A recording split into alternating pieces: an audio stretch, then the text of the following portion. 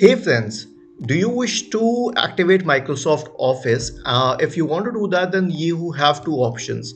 Now, the first case is that you have already purchased a Microsoft Office license along with the subscription of your Microsoft email ID. And in that case, you are already logged into your Word document or Excel document or PowerPoint document using this ID. But you get this option to activate this Microsoft Office here.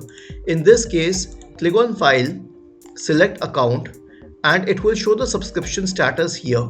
If it says that it is not activated, in that case, you can click on the option to activate it and log in once again using your Microsoft account.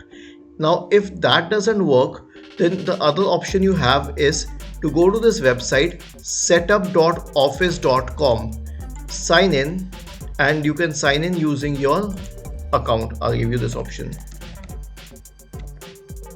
guide@hotmail.com. Click on next. Now enter your password. I'll enter my password. Click on sign in. It says we are updating our terms. Okay, whatever it says. Next. Now it says stay sign in. Yes, next. Now it will ask for the product key.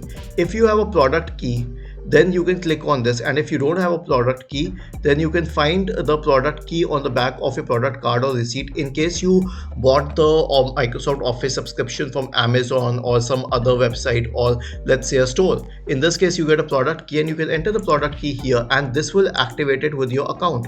So I'll show you my product key. It is this one. I won't show you the product key in the video itself, but I have a product key here, and you can simply add that one here. But if you have a physical product key, then you can add it here. Otherwise, all you need to do is log in through the account which is associated with your Microsoft Office. If this was helpful, then please let us know in the comment section of this video, and if you really liked it, then please subscribe to our channel. Thank you for watching this video and have a nice day.